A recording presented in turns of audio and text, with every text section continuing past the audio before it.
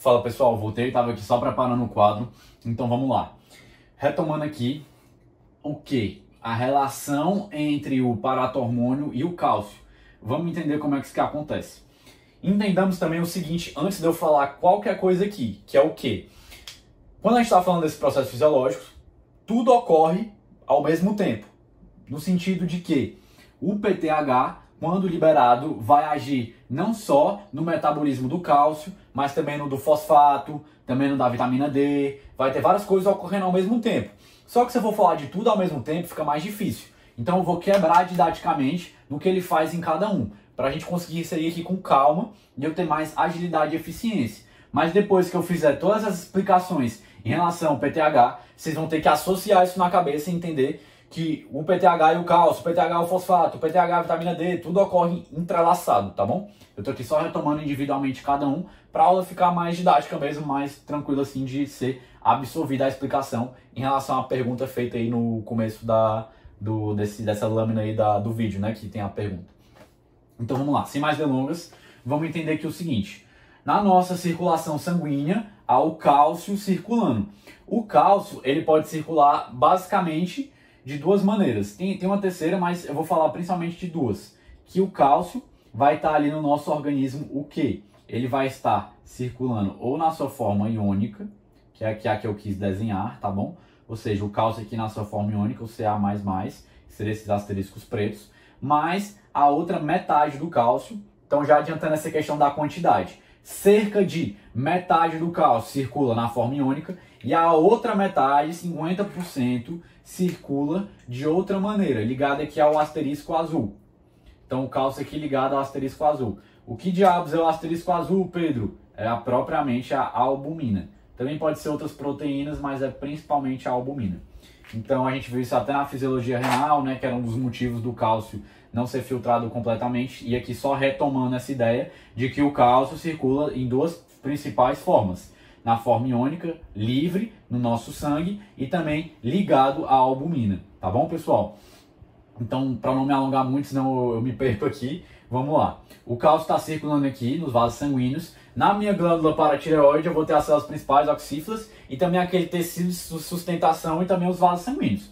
Então é como se eu estivesse na nossa glândula paratireoide, dentro dela. E aqui eu desenhei só uma das células, que é o que eu quero focar, que é a célula principal. E aqui a gente também tem a presença dos vasos sanguíneos, carregando aqui esse cálcio, tá bom? Os vasos sanguíneos, o cálcio passa aqui também para o meio extracelular, para o leque, e ele fica num certo aqui, né? Justamente no leque aqui, desculpa, aqui no nosso líquido intersticial, né? Porque o vaso sanguíneo também, o sangue também é leque, né? Só para ficar aqui no termo mais claro. Então aqui ele passa do sangue também para o líquido intersticial e fica aqui também o quê? A gente também vai ter cálcio. Esse cálcio, ele vai ser detectado pela célula principal, que eu vou chamar aqui, numa brincadeira, do fiscal do cálcio. A célula principal está fiscalizando ali o nível de cálcio no meu organismo, circulante. Então aqui esse cálcio do líquido intersticial vai se ligar aqui. Qual é o instrumento que a célula principal usa para fiscalizar? O instrumento de fiscalização do cálcio é esse receptor, que é o receptor sensível ao cálcio. SCA, né? SE, Sensitive Receptor. Então o cálcio se liga aqui e o que acontece?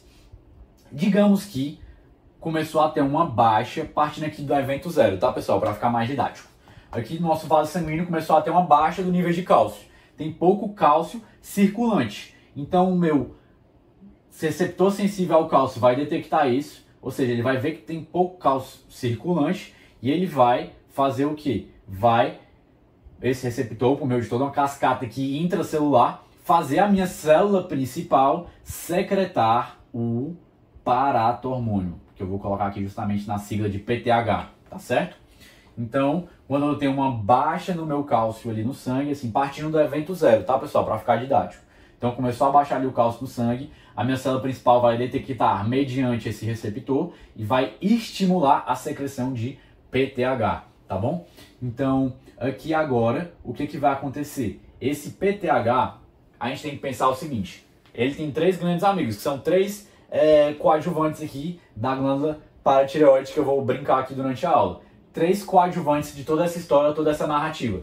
Esses três coadjuvantes os rins, principalmente os ossos, a gente está falando aqui do cálcio, e também o intestino. O PTH, ele quer fazer o quê? Vamos pensar aqui, lembrando da história. Baixou o cálcio no vaso sanguíneo, PTH subiu. Então o que o PTH quer fazer, pessoal? Ele quer retomar ali a homeostase do cálcio. Se baixou ele acabou subindo, então a ação do PTH vai ser justamente aumentar esse cálcio sérico. O sérico que eu digo no sangue, ali no meu organismo, tá bom? No líquido extracelular aqui, tanto no próprio vaso sanguíneo como no líquido intersticial, enfim. Então, vamos pensar o seguinte, se a gente for lembrar de uma coisa sobre o PTH, eu quero que vocês lembrem o quê? Que a principal coisa dele é aumentar o nível sérico de cálcio. Que é justamente o que aconteceu aqui, porque o cálcio baixou demais, então secretou para que aconteça isso. Beleza? Só seguindo essa linha de raciocínio. Como ele vai fazer isso é o que eu vou comentar agora, com esses três coadjuvantes aqui da nossa história. Então, o PTH vai agir nos rins. Para fazer o quê? Se ele quer isso daqui, esse aqui é o objetivo final. Para atingir esse objetivo, o PTH vai agir sobre esses aqui, principalmente os ossos, mas começar aqui, vai agir sobre os rins, fazendo o quê? Reduzindo a excreção de cálcio. Vocês concordam que faz sentido? Se ele quer aumentar o nível sérico de cálcio, é necessário reduzir a excreção, que eu vou até colocar para não confundir, reduzir a excreção do cálcio. Porque se eu reduzo a excreção, eu estou perdendo menos cálcio, ele fica ali mais acumulado no meu sangue, tá bom? Primeira ação do PTH. A principal que ele age aqui nos ossos, ele vai quebrar os ossos. Já mais na frente da aula eu vou comentar sobre a estrutura dos ossos, não se preocupem. Mas guardem só o seguinte, ele vai estimular os osteoclastos, clastos vai quebra, vai estimular a quebra dos ossos, porque o osso, entre várias coisas que eu vou falar depois, ele tem a sua composição cálcio. Então se ele vai quebrar aqui o osso, né, por meio do aumento da atividade dos osteoclastos, o que vai acontecer? Eu vou ter um aumento da liberação a partir do osso do cálcio, que vai refletir aqui no aumento do nível sérico de cálcio, que é o que eu quero. Por fim, o PTH vai agir indiretamente no intestino. Por que indiretamente, Pedro? Porque o PTH ele vai, na verdade, aumentar o nível de vitamina D biologicamente ativa, que eu vou comentar depois também.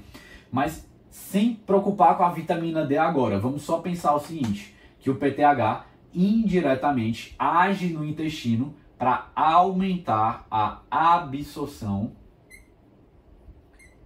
de cálcio.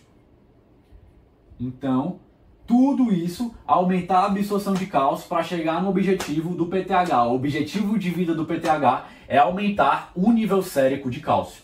Então, o PTH, ele quer atingir esse objetivo. E ele vai atingir por diferentes meios nos três coadjuvantes, rins, ossos e intestino.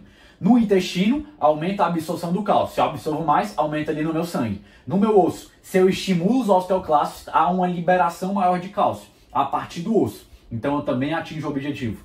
E por fim, nos rins, se eu diminuo a excreção do cálcio, eu aumento ali no meu sangue a sua concentração, que é o objetivo final que a gente quer aqui.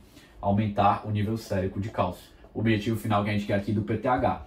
Que começou no começo da história. Por quê? Porque o cálcio sérico tinha baixado. E isso foi detectado pela célula principal, mediante o seu instrumento, que é o receptor sensível ao cálcio, e isso levou ao aumento da produção do PTH. Então, só para amarrar aqui toda essa narrativa, todo esse raciocínio com vocês. Beleza, pessoal?